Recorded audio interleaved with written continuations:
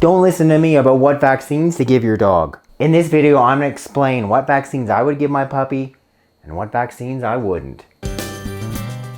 I recently did a short video on dog vaccines. Someone wasn't super happy. They said, don't listen to this guy. He doesn't know what he's talking about. He's unlicensed. Parvo, it's everywhere. Get in and see your vet. Get your dog vaccinated. So why should you listen to me? Well, yes, it's true. I'm no longer practicing. I'm not licensed. No, I did not lose my license. I resigned. I'll link to that video explaining everything in detail. But I did practice veterinary medicine for 20 years, so I do know a few things about dogs and cats. And I've been educating pet parents like yourselves how to use alternative remedies to help their dogs and cats at home.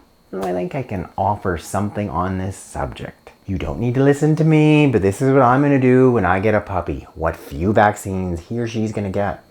I went to the AKC website and I printed off the advised vaccine schedule for puppies. They suggest starting as early as 6 weeks. The recommended vaccines include parainfluenza, distemper, adeno, parvo, rabies vaccine. Then there's the optional vaccines. Influenza, leptospirosis vaccine, bordetella, Lyme disease, coronavirus. You bundle that all together, that equates to 10 different diseases that you're vaccinating your little puppy for. 10. I mean, you could be looking at vaccines at 6, 10, 14, 18, a year, and then every 1 to 3 years ongoing. If Tula was a puppy, I would be vaccinating her for 2 things, Distemper virus and Parvovirus, not Lyme, Corona, etc., etc., etc. And I'd be giving the Distemper, the Parvovirus vaccines at 8 weeks, a booster at 12 weeks, and that's it. Distemper and Parvo are the 2 most serious preventable infectious diseases. And these 2 vaccines, they've proven to be very safe and effective. What about the rabies virus vaccine? In some areas, it's mandated by state law, so your dog needs to be vaccinated for it.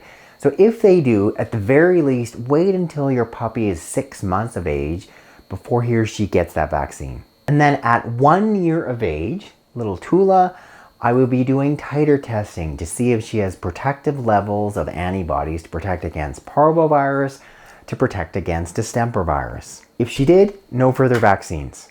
And then as far as rabies vaccine goes, there's a bunch of studies showing there's probably a much longer duration of immunity than this once every 3 years. And maybe that 1 rabies vaccine can give your dog up to 10 years of protection. If rabies is a problem in your area, it's a legitimate risk, well then you're going to need to vaccinate your dog for rabies. That being said, it definitely doesn't need to be yearly. At least go to every 3 years, if not potentially longer. So I'm not saying never vaccinate your dog. What I am saying is just vaccinate your dog against the diseases he or she's most likely to get. Giving those vaccines when your dog is most likely to get them. Most likely they're going to get serious infectious disease prior to a year of age before they've ever been exposed to those diseases. And that's the time you want to protect your puppy. And as you and I also know, vaccines, they don't always work. I had a bunch of COVID vaccines. Surprise, I got COVID.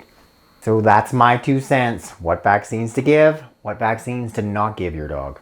Thanks so much for watching this edition of Veterinary Secrets of what vaccines to give, what vaccines to not give your dog. Click up there to subscribe, hit the bell to sign up for notifications, then you click that link directly in the box below. I can send you a copy of my free book.